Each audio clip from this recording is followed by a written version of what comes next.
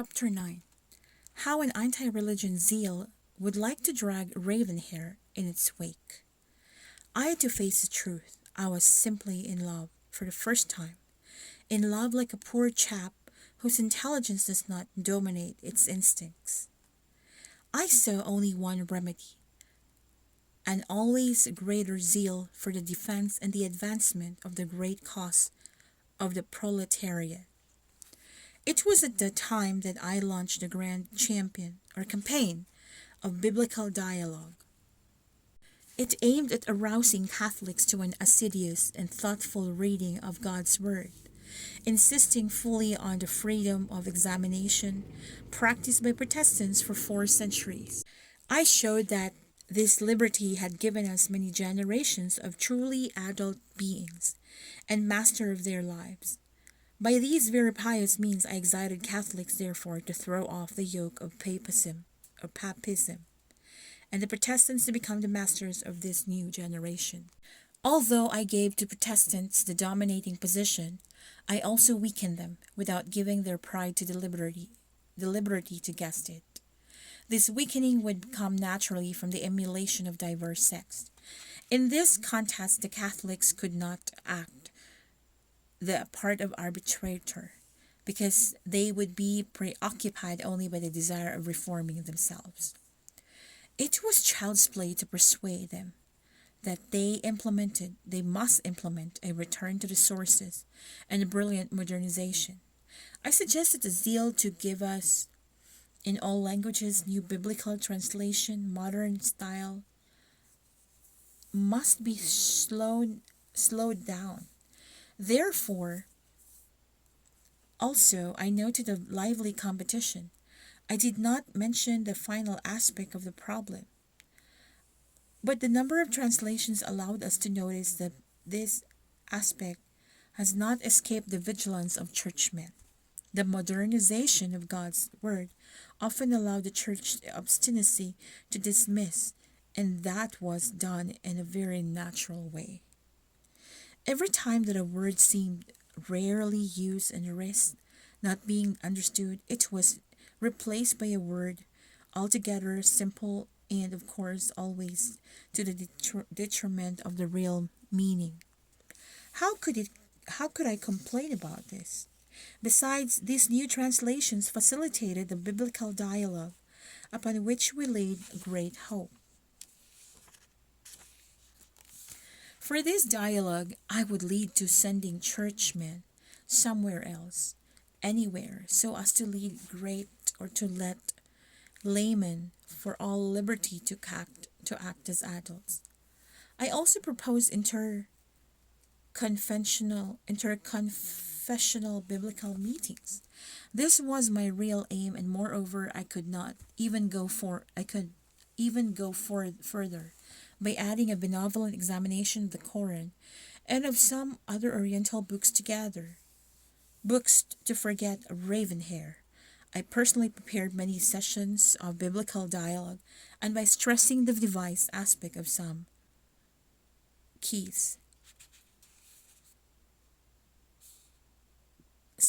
problems. One of my preferred dialogues concerned the Pope, because this personage is really an obstacle for me. When I say this personage, I mean all the texts upon which this title is based. Those texts are also embarrassing for me, as there are for the separate church, I'm very grateful to the one who thought the word prevail has become incomprehensible and the modern man has replaced it by be able. Instead of the gates of hell, he will never prevail against it. He has written, the gates of hell will never be able to do anything against it. This makes my biblical dialogue meetings much easier, and at least in French-speaking countries. Everyone notices very quickly that this prophecy, which claims the hell can do nothing against the church, is absolutely false, and everyone breathes easier because this vanishes this old age believe in a divine protection, which would definitely always favor the efforts of Catholics, and by implications never those of heretics. I like to launch my dialogue in a labyrinth of the Old Testament, the book of Genesis all by itself, and enough to make an honest man become crazy. The older I grow, the more I notice that only the faith of the coal man and the faith of the coal man and the faith of a child can survive in a world in which intelligence takes priority over anything else. I even have reason to ask this question. Are there any more coal men? And above all, are there any more children? It seems today, at least in the white race, that childhood dies at birth and is replaced, I must say, by small, quite annoying adults. I do not know if I must rejoice over this, that faith loses ground by itself, by it is all right. But will my faith gain anything by it? My question, or many questions mark arise here. Not long after my third meeting with Ravenhair, France, her country, was invaded by Hitler's soldiers and seemed to have put up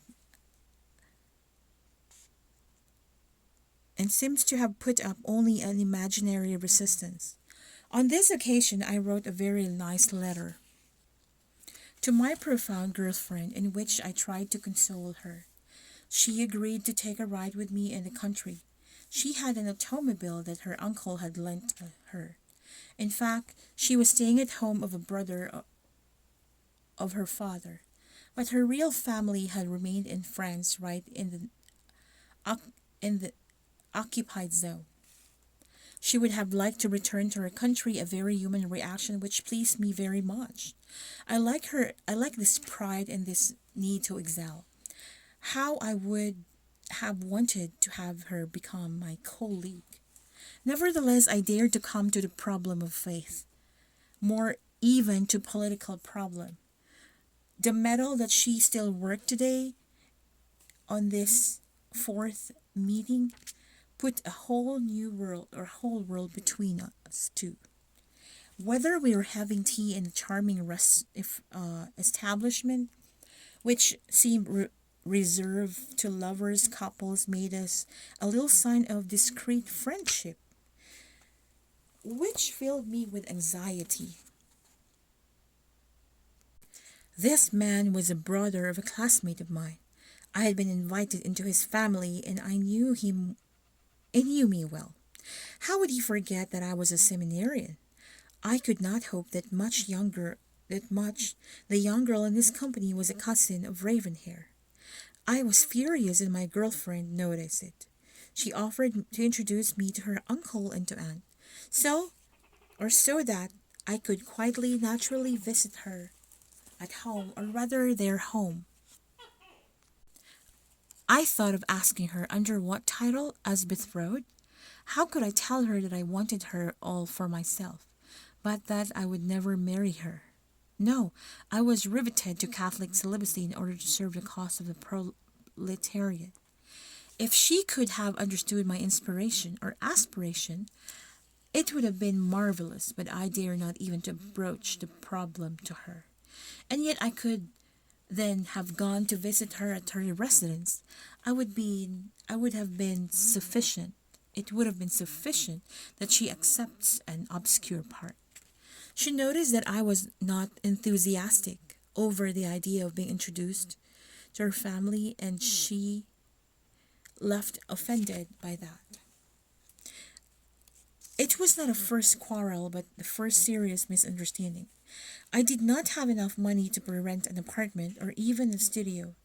The party would not allow such squandering because it is a grievous Borgias defect. On that day, we almost separated coldly. Both of us felt the same unknown forces were leagued against us in our newborn love. There was no need of talking to feel that. Moreover, I was asking myself if the other girls or young girls, she were only prompted by the desire to get married. A legitimate desire, of course. I did not reproach for her. I did not reproach for her it, but on this occasion, a very disastrous one. I therefore had I therefore bid her farewell with subtleness, with subtle coldness, and without having foreseen the next meeting. She replied with a slight shrug and walked away slowly. I remained without stirring, my eyes resting upon her white neck, which bent under the weight of her too heavy hair, and under her two sad thoughts. As I remained motionless, she turned around and looked at me. About 10 meters separated us. Then I saw this marvelous thing. She was returning very slowly, her eyes on my eyes. She was returning to me. When she was very close to me, she lifted her hands slowly and laid them on my shoulders. She kept on looking at me and did not move. Then she continued her gesture by touching my lips with her lips. It was the first time that I kissed a woman.